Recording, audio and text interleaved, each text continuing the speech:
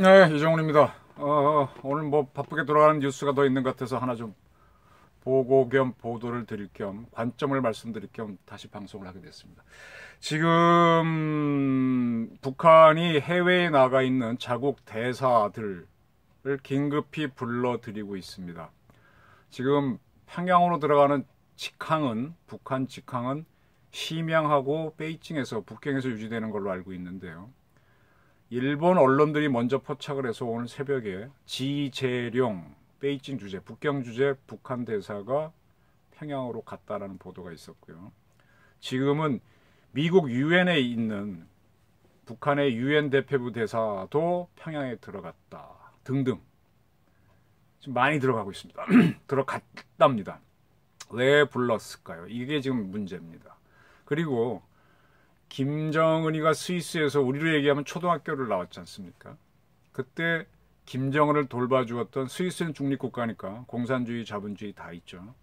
의 북한 대사가 이수영이었는데 이수영이가 김정은 체제에서 외무부 장관을 했죠. 그를 해임했다는 이제 발표도 있었습니다.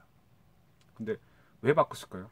뭐 우리나라도 그 해외 공관장 회의 그래서 다 불러들여서 국내에서 회의를 하는 경우가 있는데 북한은 뭐 충분히 이유를 밝히지 않고 소환을 하니까 정확하게 모르지만은 상당히 북한이 해외에 나가 있는 외교관들을 불러들이는 것은 이례적입니다. 폐쇄국가에서. 또 하나 지금 여러분이 보셔야 될 게 북한에서 보도가 있었는데요. 제가 보도를 보고 말씀드리겠습니다. 이게 뭔가 하면은 어디에서 보도를 했는가 하면은 북한 관영매체 조선중앙통신 보도입니다.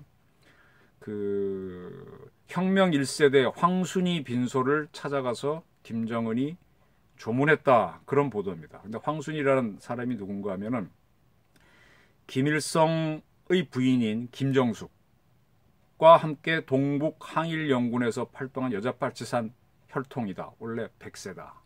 김정숙 씨는 김정숙 군이 북한의 군인 우리나라 시도군 할 때 군, 시읍면 할 때 군이 있는 것처럼 김정숙 군이 있습니다. 생모죠, 김정일의.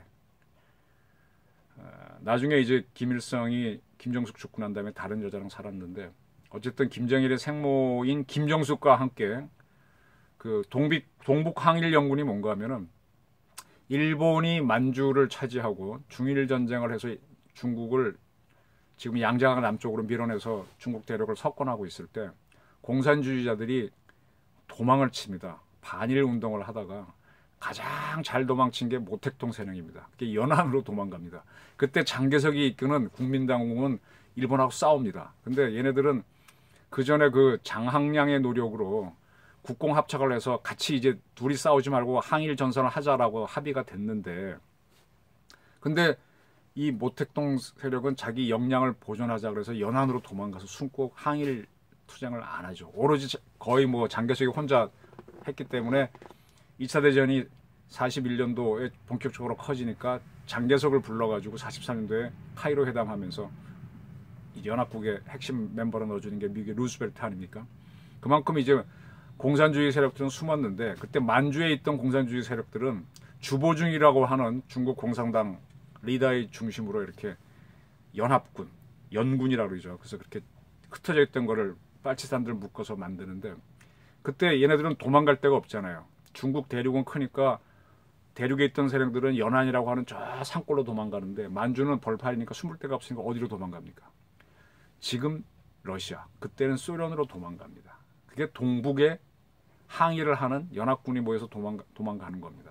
그래서 국경 넘어서 가는데 소련이 공산국가니까 받아주죠. 거기서 이제 그 동북 항일 연군이 소련군 산하의 88 여단, 독립여단 이런 식으로 존재합니다. 그러니까 다 모아봐 여단 병력도 안 되고 중국의 여단은 우리나라 여단보다 더 규모가 작습니다. 어쨌든 거기에서 중대장급 부대장을 했던 게 김일성입니다. 그때 김일성의 부인이 김정숙인데 그분하고 가까웠던 사람이 황순이라고 하는 여자분입니다. 그러니까 김정일의 어린 시절을 알고 있고 뭐 그런 사람이겠죠.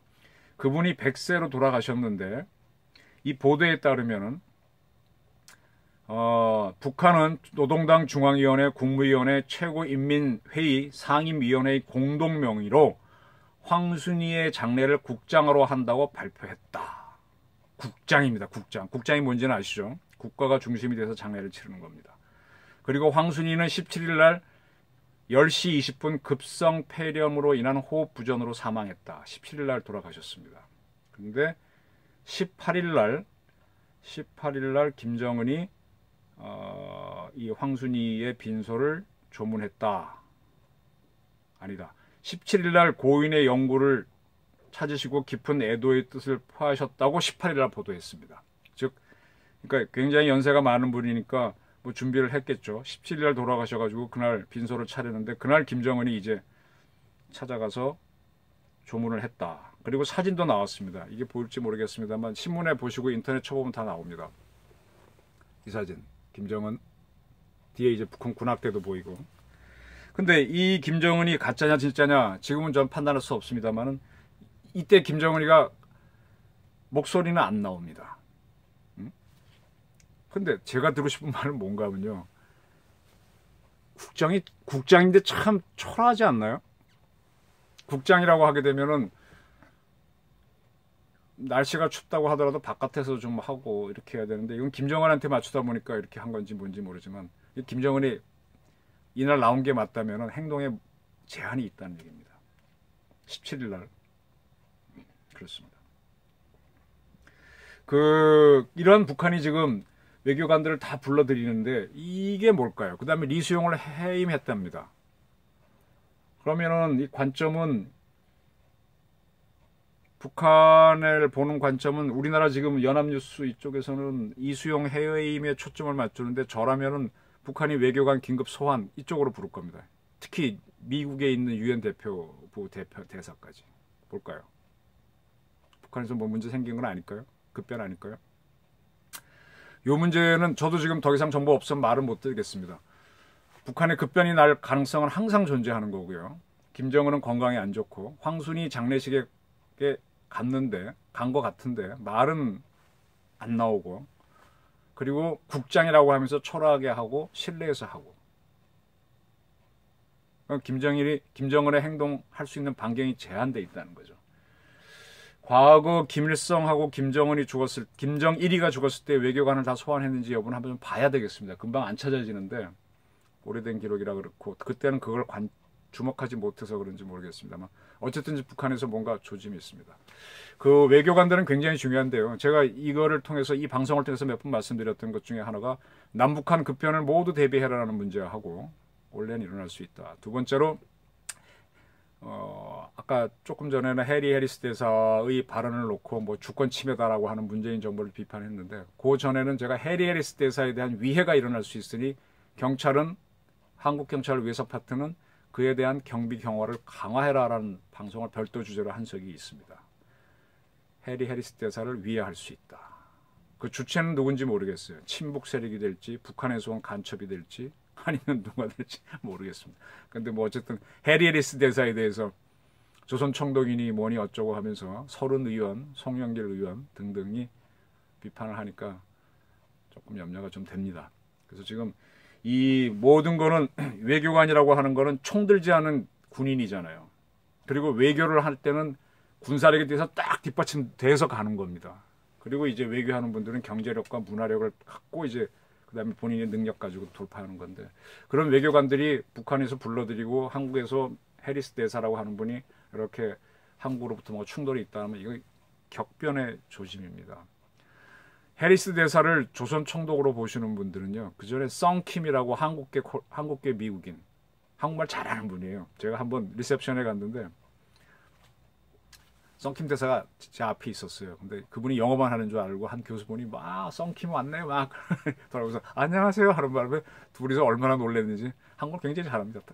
한 번은 비행기 타고 들어오다가 그때 그분이 대사 되기 전인데 옆에 보니까 썬킴 대사가 대사 되기 전인데 있더라고요. 그래서 인사하기도 뭐 자는 시간이라서 이렇게 있었는데 이 양반이 굉장히 점잖더라고요. 이렇게 양복 입고 탔는데 일어나더니만은 트레이닝으로 갈아입고 오더라고요. 그래서 이렇게 담요를 달라고 이렇게 누워 거의 계속 자더라고요. 그래서 우리 같으면 저렇게 지루해서 못 견디는데 점잖은 분이구나 그런 생각을 한 적이 있는데 썬킴 대사가 왔을 때는 그런 모욕을 했던가요?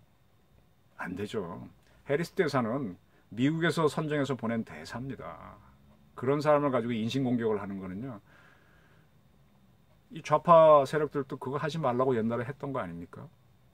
차별하지 말라고. 지들이 그런 조선 총독이라고 있으니 나쁜 사람들이죠. 어쨌든 외교관들에 대한 문제가 생기면은 급변의 가능성이 있다는 얘기입니다. 한미 관계도 안 좋고 북한도 지금 외교관을 불러들이고 안 좋고 김정은이는 국장을 치른다고 하면서 실내에서 조문을 하는 모습입니다.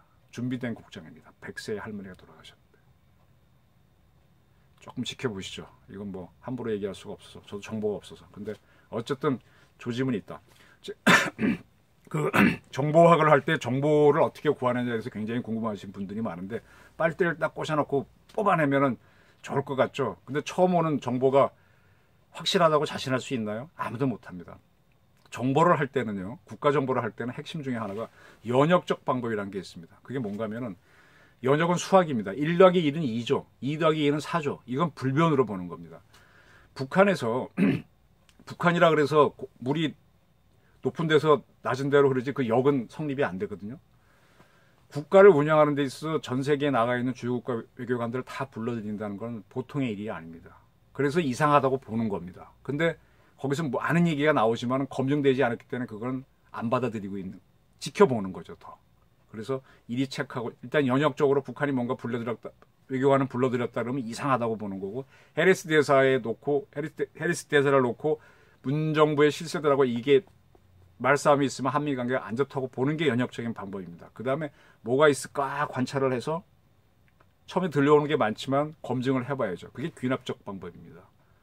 관찰을 해서 그 다음에 상당히 자신이 있고 그러면 이거다라고 하는 거고 그렇게 가는 건데 현재는 연역적으로 봤을 때 북한은 이상 상태, 한미 관계도 이상 상태, 남북한 모두 급변의 가능성이 있다. 정도는 어떻게 갈지 모르겠다. 그리고 그 여파는 우리 국민들이 당한다. 북한 급변 가능성 지켜보십시오. 김정은 갔는지도 모릅니다. 이상입니다. 감사합니다.